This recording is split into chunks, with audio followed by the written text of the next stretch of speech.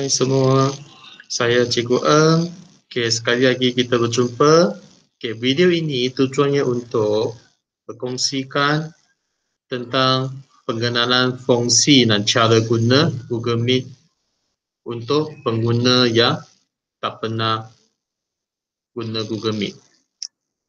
Sekarang kita lihat apabila anda mula masuk ke dalam satu Google Meet, contohnya kita masuk ke Google Meet untuk Classroom.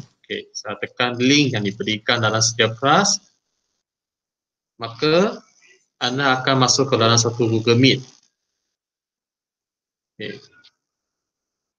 So, semasa anda sebelum masuk, dia akan onkan kamera anda. Contohnya ini on kamera. Kalau bagi siapa yang ada install antivirus di laptop anda, mungkin kamera anda tak dapat berfungsi atas sebab sekatan antivirus berkenaan. So, anda perlu lepaskan kebenaran untuk menggunakan kamera laptop anda. So, biasanya kita carankan kalau anda tidak ingin men-onkan kamera anda sebelum masuk meeting room, maka anda boleh tutup. Bila tutup, maka ini paparannya kamera akan di-off-kan. So, bagi pelajar-pelajar yang join meeting, apabila cikgu adakan kelas online ataupun guru-guru ingin menjalankan mesyuarat, oleh sebab terlalu ramai orang, so maka kat sini kita carankan lebih baiknya adalah sebelum masuk ke dalam meeting room, off-kan mic. So, bila mikrofon ditutup, so maka bila masuk dalam mesyuarat, bila mesyuarat berkenaan tidak bising. Kalau peserta dalam meeting yang sama, masing-masing tidak off-kan mikrofon, bila masuk dalam bila mesyuarat, seakan-akannya sama juga. Kamu masuk dalam satu kelas, dalam kelas tu ada 2-30 orang, setiap orang tengah bercakap. So, keadaannya akan jadi sangat-sangat bising. So, maka salah satu protokol yang dicarankan adalah sebelum masuk ke dalam bilik mesyuarat, join the meeting, kita carankan off-kan mikrofon dulu. Barulah kita join. So, tekan join now. Bila join now, anda akan masuk ke dalam Google Meet berkenaan. So, ini hanya satu pengenalan apa meeting room yang anda masuk. So, tak ada apa benda, so anda boleh tutup. Bila tutup, inilah paparan asas yang ada. Sekarang saya perkenalkan fungsi-fungsi yang ada kat dalam Google Meet ini. Di paparan tengah bawah sini, apabila tidak aktif, dia akan simpan sendiri. So, kalau kamu nak aktifkan paparan bawah ni, kamu hanya tekan sekali mouse ke screen, maka dia akan keluar. So, ini adalah untuk tujuan kita off-kan mikrofon dan on-kan balik mikrofon berkenaan. Apabila kamu nak cakap, kamu kena on-kan mikrofon ni, barulah orang akan dengar. Button tengah yang bersimbol telefon ni adalah tujuannya untuk meninggalkan bilik mesyuarat ini. So, apabila mesyuarat ni sudah tamat, anda ingin keluar daripada bilik mesyuarat ini, so ini caranya kita tekan leave. Tekan leave call. Alright. So sini ada untuk kita tujuan untuk kita on atau off camera. Alright. Ini bahagian tengah.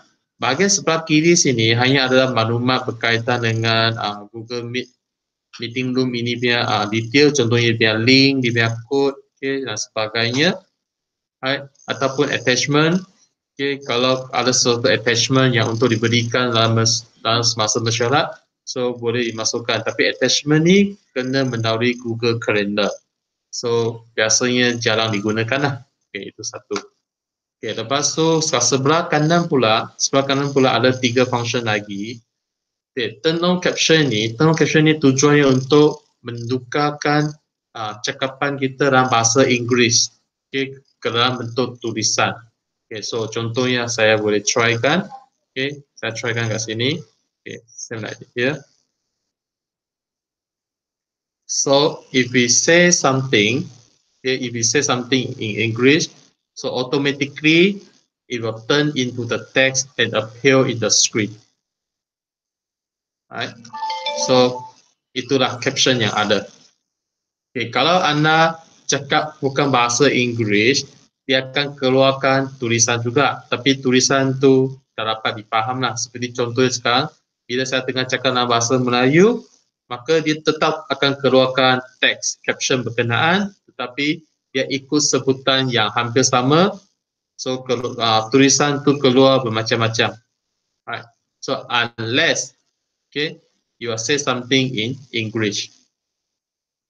Right. Okay, so that is about the caption. Okay, so biasa kita tutup sajalah. Kecuali guru bahasa Inggeris nak mengajar dalam bahasa Inggeris, sesuai lah. Okay. So yang kedua sebelah kanan sini, you are presenting. Okay, ini sebenarnya asal yang menjadi present now. So bila kita tekan, dia ada dua pilihan. Satunya your entire screen, satunya a screen.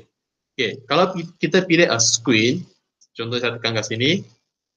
Kalau you pilih a screen, apa-apa program Windows yang tengah aktif di laptop anda, contohnya sekarang saya ada 4 yang tengah aktif, so saya boleh pilih mana-mana satu sebagai screen yang nak dipaparkan kepada peserta-peserta dalam bilik mesyuarat berkenaan. Okay.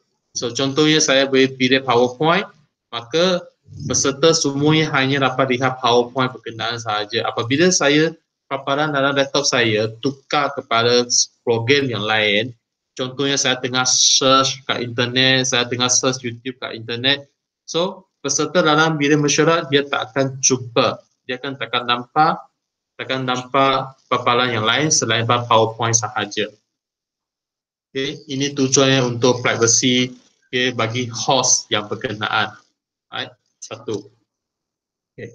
Kalau kita pilih entire screen, mana-mananya apa paparan yang berada di paparan komputer anda sama juga apa yang dilihat oleh peserta-peserta dalam mesyuarat berkenaan. Okay, itulah entire screen. Okay, ini sesuai untuk cikgu yang menjalankan pengajaran, yang akan pergi ke program yang berlainan, contohnya akan ke Microsoft Word, akan ke PowerPoint, lepas tu akan tunjuk video, tunjuk gambar melalui internet. So cikgu tak perlu tukar antara satu screen ke screen yang lain. So maknanya anda hanya share entire screen, so segala paparan tukar ke screen, itulah apa yang dijumpa oleh peserta-peserta ataupun murid-murid dalam bilik mesyuarat ini. Okay. Itu antara dua cara untuk presenting kita. Okay, lepas tu bahagian fungsi yang kat hujung sini ada 3 titik. Bila kita tekan keluar, dia ada beberapa fungsi kat dalam sini. So paling atas sekali, record meeting. Ini hanya yang MOE, GCID yang ada function ini. So iaitu kita dibenarkan buat recording. Okay, recording ini nanti siap habis record, videonya akan automatically simpan di dalam Google Drive bagi yang siapa yang bermula Google Meet berkenaan. So kalau Google Meet Classroom bermakna ia pencipta Classroom berkenaan akan terima recording video ni. Okay, ada satu perkara kena beritahu semua. Bagi sesiapa peserta dalam Google Meet ini, kalau mereka adalah gunakan MOE ID juga, mereka juga boleh control record meeting berkenaan. So bermaknanya kalau ada sesiapa pelajar yang pergi tekan offkan stop recording, bermaknanya cikgu punya recording akan diberhentikan.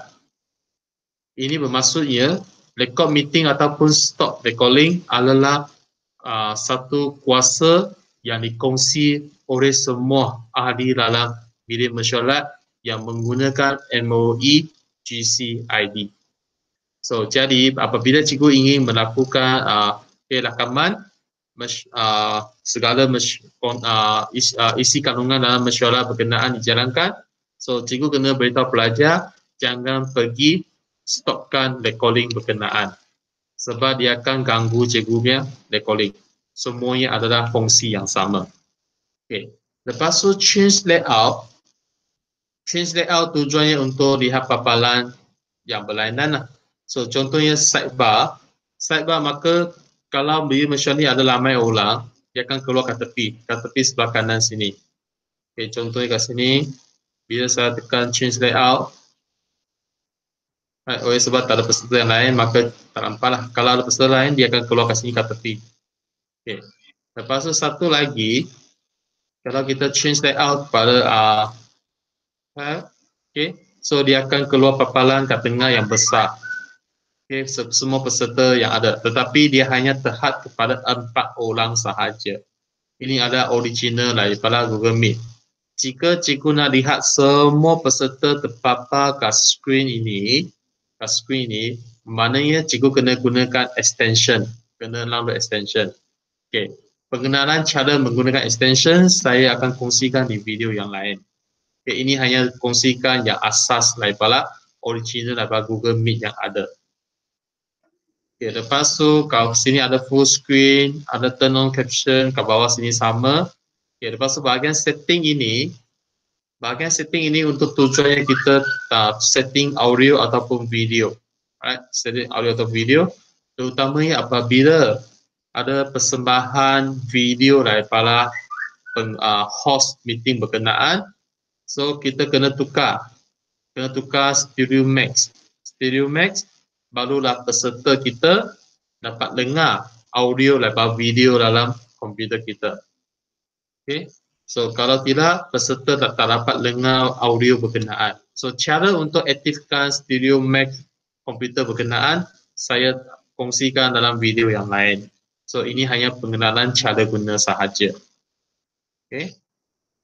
So ini untuk bahagian fungsi yang kat bawah. Okay, fungsi kat atas, kita ada kat sini untuk tengok people. So boleh keluarkan selai nama semua peserta dalam meeting room berkenaan. Kat sebelah people ni ada satu chat room. Okay. Chat room ni untuk masukkan message yang untuk semua peserta berbincang secara teks. So bermaknanya okay, boleh kalau anda melakukan rakaman video, segala teks yang dimasukkan dalam chat room ni nanti lepas habis tamat rekod, dia automatically akan transfer simpan dalam Google Drive host berkenaan dalam bentuk teks file. So seakan-akannya macam 1 minit mesyuarat kalau anda melakukan satu mesyuarat melalui Google Meet. So bermaknanya segala keputusan, cadangan, perbincangan daripada setiap individu yang mencatat ni, contoh saya tulis kat sini, saya cadangkan. Okay, saya cadangkan cara ini. So bila kamu masukkan, dia akan keluarkan nama. Okay. Kalau saya sebagai host, dia akan tulis you sahajalah. Kalau peserta yang lain, dia akan keluarkan nama mereka. Nama mereka apa yang dituliskan, apa yang dicadangkan, apa yang dibincangkan. So nanti semua ni dalam proses rakaman habis, dia akan otomatik keluarkan simpan dalam Google Drive sebagai teks. Contohnya saya tunjukkan. Okay, saya bukakan Google Drive saya. Okay, apabila kamu buat rakaman, nanti rakaman akan simpan otomatik, dia akan buat satu folder dinamakan sebagai Meet Recording dalam Google Drive host ataupun pencipta Google Classroom berkenaan. So dia akan buat satu folder, akan keluarkan satu folder secara otomatik daripada Google sendiri. So itu Meet Recording. So dalam Meet Recording ni, so segala video yang berkenaan yang dalam rakaman dia akan otomatik masuk dalam sini. Okay, nampak ada text bar kan? So text bar ni adalah rakaman, dia akan keluarkan segala catatan yang dibuat dalam chat room, dia akan keluarkan bentuk text bar. So maka contoh kat sini lah, dia akan ada nama soalan yang ditanya oleh pelajar dan dia punya masa bila melalui ikut dalam rakaman video meeting kita. So semua dia akan keluar secara detail. Alright. Okay, maka yang ni nanti sesuai digunakan oleh SU untuk membuat minit mesyuarat jika kamu menggunakan Google Meet untuk lakukan sesuatu mesyuarat pengurusan. Okay, so bahagian presentation ini, contohnya kat sini, saya boleh tukarkan apa yang saya nak lihat paparan tu. Okay, kalau ada peserta yang lain, contohnya kat sini ada peserta yang lain, bila saya tekan, maka peserta berkenaan akan wujud dalam paparan skrin saya. So jika anda onkan, peserta berkenaan onkan kamera, maka kita dapat bercakap secara semuka lah, muka ke muka, face to face. Itulah satu asas tentang penggunaan Google Meet, segala fungsi yang ada daripada original Google Meet sendiri. So saya harap pengenalan fungsi dan cara guna ni dapat bantu anda memulakan Google Meet buat kali pertama. So jika video ni dapat bantu anda, so saya harap anda dapat sokong channel saya dengan tekan subscribe. Nanti kamu akan terima video-video lain yang berkaitan yang mungkin dapat bantu anda. Sekian, terima kasih.